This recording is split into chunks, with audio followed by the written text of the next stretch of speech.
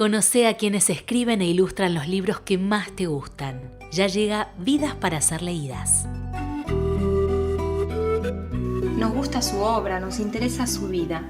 Es una figura destacada de la literatura y sobre ella quisiéramos compartir algunos aspectos. Hoy, en Vidas para ser leídas, Franz Kafka. Nacido en Praga en julio de 1883, en el seno de una familia judía acomodada, Franz Kafka fue el mayor de 6 hermanos. Aprendió desde pequeño a hablar tanto checo como alemán, siendo estas las lenguas maternas de su padre y de su madre, respectivamente. Su padre, Hermann Kafka, se ocupó de su educación, ejerciendo un rol muy autoritario y prepotente, lo cual marcaría para siempre el carácter de quien luego sería uno de los autores más influyentes de la literatura universal. Franz Kafka finalizó sus estudios secundarios en 1901 y comenzó a estudiar química, pero solo asistió a la universidad durante 2 semanas.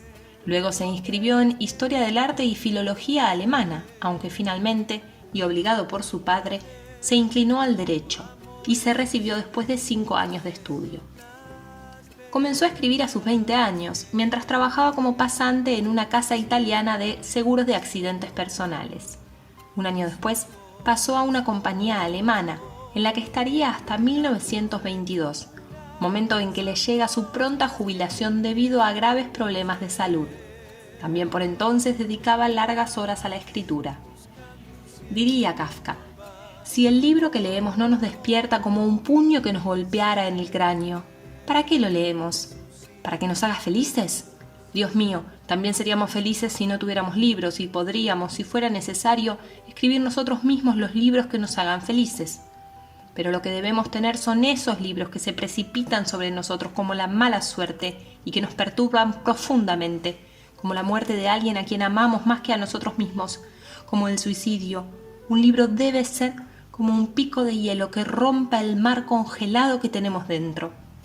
A sus 27 años, Franz tuvo plena conciencia de su deseo y necesidad de escribir y de querer dedicarse a ello. Fue entonces cuando escribió El Juicio, demorando solamente 8 horas en crearlo. A esta obra le seguiría Contemplación, una colección de 18 relatos que lo hizo conocido como escritor.